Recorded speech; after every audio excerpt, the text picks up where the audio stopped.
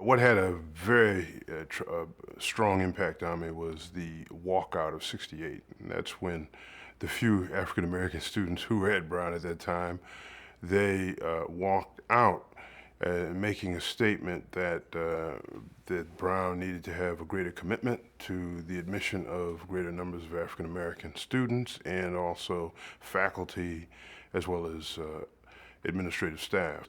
They did not know that they would be admitted back on that campus. And here it was, certainly an honor and certainly a credit to their achievement that they had been accepted to Brown, but they were willing to put all that on the line.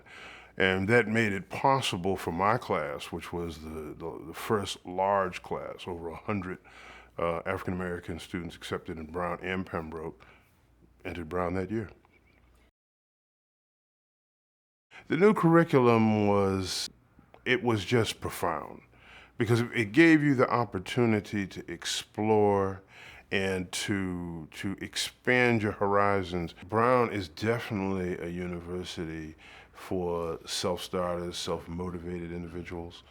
When I would interview high school students who are interested in Brown, I would say to them, well, if you feel that you need a highly structured environment, you need someone setting out for you exactly what your curriculum should be, Brown may not be the place.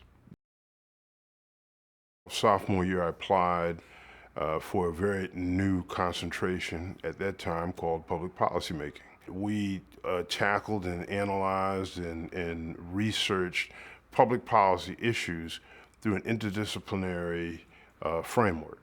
So therefore, we were lectured to by members of many different departments, theologians, philosophers, engineers, etc. It's been with me ever since in terms of the way I look at the world, the way I analyze issues. I went on to law school and I've been very active in terms of in my community, and I have had the privilege of working with so many different actors and stakeholders in the community, and I think it's enabled me to really appreciate and really try to understand and synthesize the various perspectives to try to reach viable solutions. What we learned from the Slavery and Justice Report is exactly the role that slavery played in the development of Brown and all other educational institutions of higher learning that developed at that time. Brown was no different. And I thought that where the Slavery and Justice Report was, it was cutting edge in that most universities were not really looking at this issue, as America very often does not look at this issue. So what it does, it takes it from being just a footnote and a side note to really becoming an issue that we really have to tackle in order to move forward with our understanding of race and to begin to promote racial healing and avoiding conflict. Inman Page, and he and George Washington Milford were of the class of 1877. So it wasn't until after the Civil War that African Americans were knowingly accepted into Brown. And what a student he was. He was at the class orator at his graduation.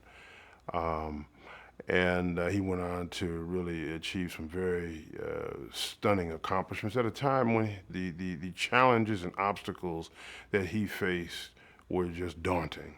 But he did not allow that to keep him from moving forward.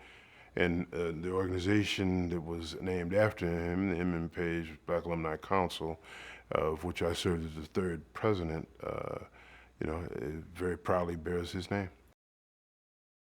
After Brown, Inman Page went on to become a principal of a school, and that school produced the great novelist Ralph Ellison. Ralph Ellison came to Brown in 1979 and he spoke of the manner in which Inman Page had really inspired him, that, you know, his oratorical skill was just profound, and that also he had the ability to uplift. And he pointed to the fact that, you know, at such a time, he took into full consideration, it just impacted him that Inman Page had experienced such challenges and obstacles, and yet was able to move through those obstacles and to inspire him to move further.